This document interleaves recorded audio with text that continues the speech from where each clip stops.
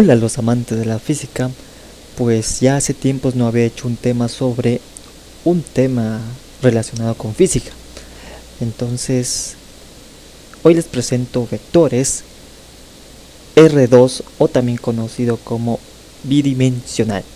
Entonces vamos a ver vectores, que es un tema muy importante porque se trabaja mucho en la física, es digamos algo fundamental en el estudio de la física, de los fenómenos. Entonces, para que tú puedas comprender bien sobre vectores, vamos a comenzar con una breve introducción de este concepto, que es una magnitud. Yo ya había explicado en un video anterior, cuando hablábamos sobre las unidades y medidas. Entonces ya hablé todo de eso. Entonces, para hacerte un recorderis, pues una magnitud es todo lo que se puede medir. Por ejemplo, si quiero medir la longitud de algún cuerpo, el tiempo o digamos el peso de este cuerpo. O sea, por ejemplo, aquí tengo una pelota. Puedo medir el peso, el radio, incluso puedo determinar su superficie. Muy bien, una vez comprendido lo que es una magnitud, pues existen dos tipos de magnitudes. Tenemos las magnitudes escalares y las magnitudes vectoriales. Hay que tener comprendido estos dos conceptos. Las magnitudes escalares, cuando yo hablo de una magnitud escalar, por ejemplo, si yo te digo un número y su unidad, 2 y segundos, ¿a qué me refiero? Pues me estoy refiriendo a ¿qué? Al tiempo. Entonces, una magnitud escalar se puede comprender tan solo con un número real con su respectiva unidad. Otro ejemplo, si yo hablo de 3 y metros, me estaré refiriendo longitud. Ahora, en el caso de las magnitudes vectoriales, te voy a explicar a través de este ejemplo. Pon mucha atención. Bien, a través de este ejemplo, si te fijas muy bien, yo tengo aquí una pelota. Entonces, suponiendo que yo tomo esta pelota y lo lanzo con una rapidez de 10 metros segundos, me estaré refiriendo a una magnitud escalar, quiere decir la rapidez. Ahora, cuando hablo de velocidad, ya me refiero a una magnitud vectorial. La diferencia, lo que es con la rapidez y la velocidad, es que la velocidad yo no solo necesito el número y su unidad, sino también para poderla comprender necesito su dirección. Quiere decir que cuando lance la pelota, hacia donde le lance, entonces me estaré refiriendo a la velocidad, que es una magnitud vectorial. Entonces esto es lo que se diferencia entre una magnitud escalar y una magnitud vectorial. Entonces, un resumen de la introducción, pues magnitud es todo lo que se puede medir. Las magnitudes escalares son las que se pueden entender totalmente con tan solo un número real y su respectiva unidad. Como dije, aquí tenemos algunos ejemplos, tenía distancia, rapidez, temperatura. Claro, hay más ejemplos. En cambio, las magnitudes vectoriales son las que no se entienden con tan solo un número real con su respectiva unidad, pues para comprenderlo hace falta el elemento llamado dirección, lo que te había mencionado en el ejemplo que te mostré. Entonces aquí tenemos algunos ejemplos de magnitudes vectoriales: desplazamiento, velocidad, fuerza, pero hay más magnitudes vectoriales. Y bien, pues a partir de las magnitudes vectoriales, digamos, nos interesa, pues a partir de ella vamos a estudiar lo que es los vectores. Entonces, ya aclarados estos conceptos, podemos ya introducirnos ahora sí hablando de vectores. Comencemos pues, ¿cuáles son los elementos que integra un vector? Fíjate bien.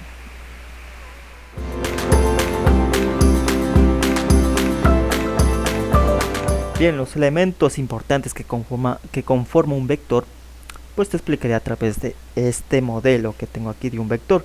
Este vector le vamos a dar un nombre, le voy a llamar el vector B. Como tú sabes, la notación es una letra y esta flechita que lo identifica como un vector.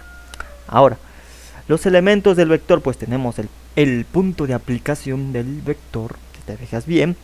Luego tenemos el módulo, pues el módulo es sinónimo de tamaño que tiene el vector, desde su extremo inicial hasta el otro extremo. ¿Ya? Igualmente el sinónimo de módulo también es intensidad o longitud. Otro elemento también muy importante es la dirección. La dirección pues está conformado por dos elementos, la línea de acción y la orientación. Pues. La línea de acción es la que contiene al vector. Ya depende, puede ser horizontal o vertical o oblicua. Y no nos olvidemos de la orientación, hacia dónde está orientado ese vector. Muy bien, algo también que aclarar es que muchos a veces nos confundimos que dirección y sentido son lo mismo. Pues no, son dos conceptos diferentes. Te voy a explicar a través de este ejemplo. Si te fijas bien, aquí tengo dos vectores, el vector t y el vector u. Ahora, si yo te preguntara, ¿será que estos dos vectores tienen la misma dirección? Pues la respuesta es sí, porque si te fijas muy bien, ambos vectores están contenidos en esa línea de acción y tienen la misma orientación también. Ahora, el sentido es en cambio hacia dónde está apuntando el vector. Si te fijas muy bien, si yo te preguntara, ¿serán que estos dos vectores tienen el mismo sentido? Pues no, tienen diferente sentido. Si te fijas muy bien, ambos vectores tienen sentido opuesto, por lo tanto no tienen el mismo sentido. Entonces, eso para aclarar esos detalles de estos dos conceptos, de que la dirección y el sentido son dos, digamos, cosas diferentes, para que tomes tú eso en cuenta. Bien, continuando con el estudio de vectores, vamos a ver otro concepto. ¿Qué son los vectores coplanares? ¿Cuándo son vectores coplanares y cuándo no son vectores coplanares? Pues te explico a través de este mismo ejemplo con estos dos vectores, si te fijas muy bien, el vector t y el vector u. Ahora fíjate bien, estos dos vectores son coplanares porque se encuentran en el mismo plano. Supongamos que el pizarrón es ese plano, entonces estos dos vectores se encuentran en el mismo plano y por lo tanto son coplanares. Ahora, ¿cuándo un vector no es coplanar? Bien, suponiendo que aquí tengo un vector como ejemplo del vector b, y si te pregunto, con esos dos vectores de allá y con este vector de aquí, ¿será que son coplanares? No, no lo son. Esos dos vectores sí son coplanares, pero en ese plano, en cambio este no. ¿Por qué? Porque está en diferente plano, o sea que este vector está en un pizarrón diferente. Por lo tanto, no es coplanar con esos dos vectores. ¿Ya? Para que sean coplanares, tienen que estar en el mismo plano. Si no, no son coplanares. Bien, continuando con más conceptos, vamos a ver qué son los vectores libres. ¿De qué se trata? Pues te explico a través de este ejemplo. Fíjate bien, aquí tengo tres vectores. El vector t, el vector u y el vector r. Ahora, estos son vectores libres, así es. ¿Por qué son vectores libres? Fácil, porque recuerdo que te dije este componente del punto aplicativo, pues estos tres vectores no tienen un punto de aplicación en común o en particular. En el caso contrario, en este caso en cambio, estos ya no son vectores libres porque tienen un punto de aplicación en particular o en común. ¿Sí? Estos vectores se les llama vectores concurrentes o vectores angulares porque si te fijas muy bien, aquí se forma un ángulo entre esos dos vectores. Ahora bien, continuando, vamos a revisar ahora vectores deslizantes. Te voy a explicar igualmente a través de este ejemplo. ¿Recuerdas? Aquí tengo ya mi vector, ¿ya? Fíjate bien, pongo este vector aquí, ya digamos que sea cualquier vector, no importa. Fíjate bien, este vector, como tú sabes, se encuentra en una línea de acción. Ahora, si yo lo deslizo por acá, fíjate, mira, el vector mantiene la misma dirección en base a esa línea de acción, siempre y cuando no modifique su dirección. Por lo tanto, este vector puede deslizarse en su propia dirección, o más decir, en su propia línea de acción. Puede ir más arriba, puede ir más abajo, ¿sí? Más abajo, incluso acá. Entonces, tú puedes jugar con ellos, ¿sí? Esto se le conoce como vectores deslizantes, ¿ya? Bien, te he explicado algunos conceptos resumidamente para no alargarnos tanto. Igualmente, estos conceptos ayudan para que tú puedas comprender más sobre los vectores. Ahora, también es necesario ver este tema muy importante, que es la base para comprender los vectores y sean más claros para ti, que son las coordenadas. Así que vamos a ver las coordenadas cartesianas, las coordenadas polares y las coordenadas geográficas. Así que vamos a ver estos tres temas que son muy importantes, ¿sí?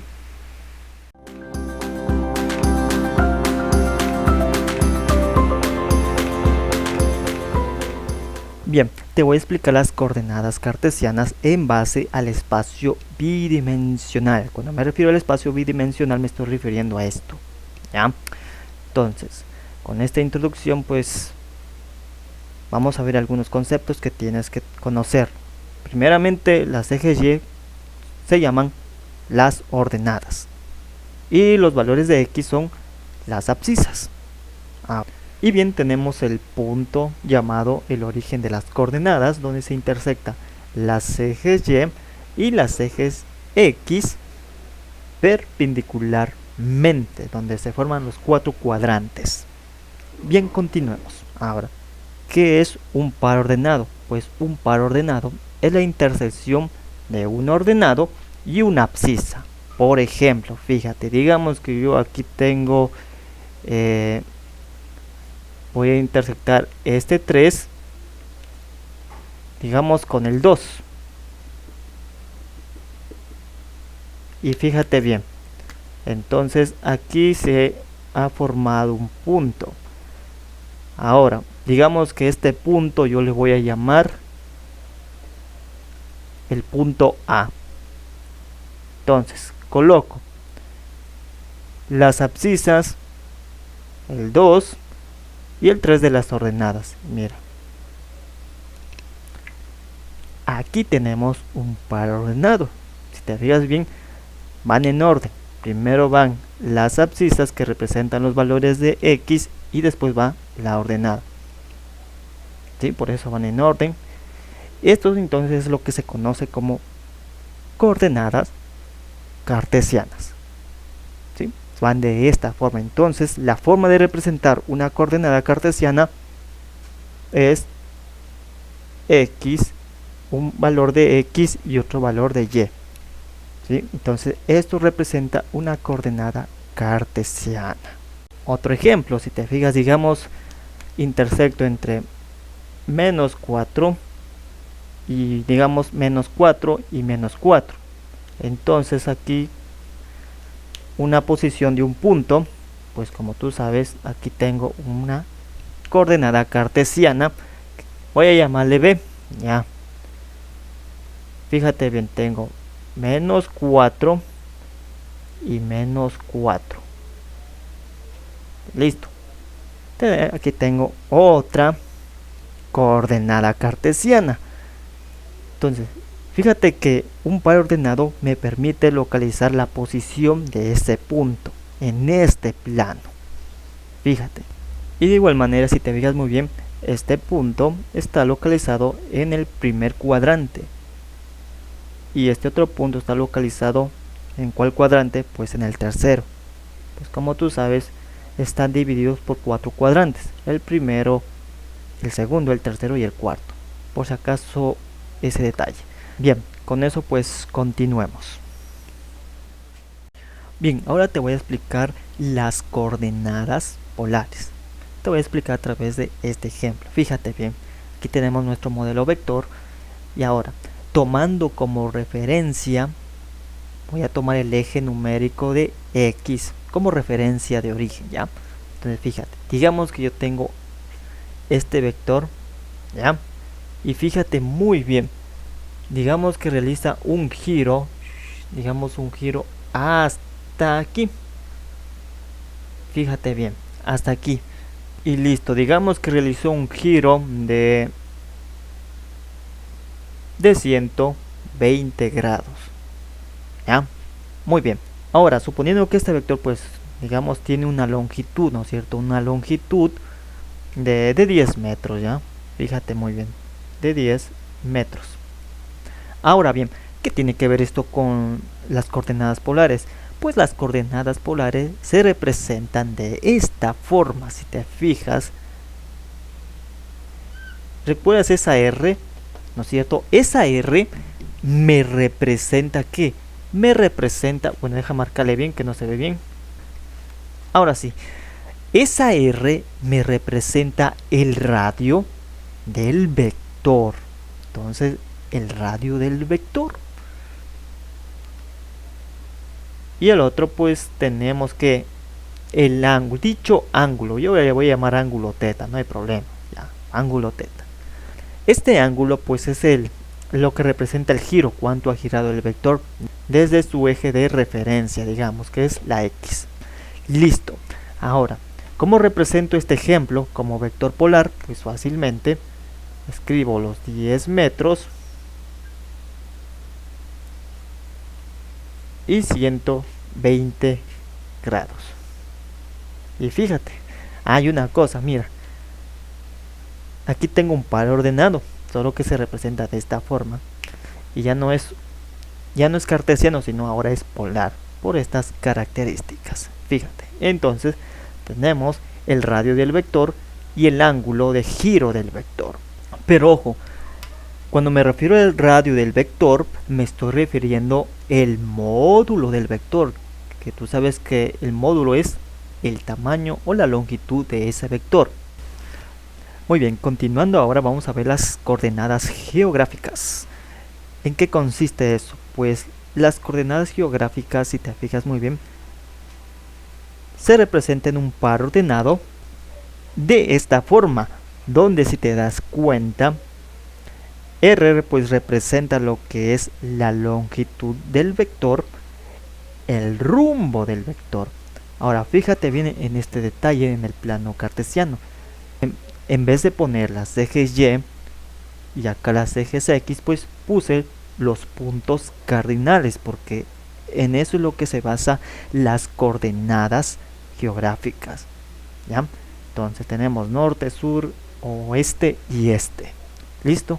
¿Y para qué es esto? Pues es para poder representar las coordenadas geográficas. Vamos con un ejemplo, fíjate bien. Bien, tenemos el siguiente ejemplo. Digamos que un carro que viaja con una velocidad de 60 km por hora a una dirección. Ahora, ¿cómo voy a representar, digamos, este ejemplo en las coordenadas geográficas? Pues fíjate bien. Como tú sabes, la R, si te fijas, son 60 km por hora. Entonces escribo 60 km por hora. Ya. Y hasta la primera parte. Ahora falta el rumbo. ¿Cómo voy a determinar el rumbo? Fíjate muy bien. Como el móvil va a una dirección, al este, entonces, ¿cómo voy a expresar el rumbo? Fíjate bien. Escribo el este, ¿no es cierto? Y después escribo ¿qué? 40 grados, si te fijas muy bien. 40 grados al norte. Entonces escribo el norte. Entonces, si te fijas muy bien, ya tengo el rumbo. Por lo tanto, me quedaría de esta forma: 60 km por hora, 40 grados al norte. Ahora, también se puede escribir de la siguiente forma. Esto también, digamos, es equivalente a decir norte. Si escribo norte, pero ojo, norte, ¿cuántos grados va al este? Si te fijas muy bien, como tú sabes, de aquí hasta acá, ¿cuántos grados hay en total? Pues hay 90, ¿sí? Entonces, si tengo 90 grados, ¿no es cierto? Y le resto menos 40 grados, ¿esto cuánto me va a dar? Esto me va a dar igual a 50 grados. Si te fijas muy bien, entonces, por lo tanto, es como si yo dijera, ¿cuántos grados necesito para completar los 90 grados? Pues 50 grados. Entonces, fíjate. Entonces, si te fijas muy bien, 50 grados al este. Entonces, sería así. 50 grados al... Y mira, esto es equivalente a esta expresión, donde tú puedes escribirle cualquiera de las dos formas. Entonces, esto lo represento, si te fijas bien. También puedo expresar de esta forma. Ambos, digamos, son correctos. Puedo expresarlos de cualquiera de esas dos formas. Entonces, mira, es sencillo de representar. Sí, eso sí, teniendo mucho cuidado. Ten cuidado que vayas a hacer esto por si acaso, nomás de escribir norte 40 grados al este.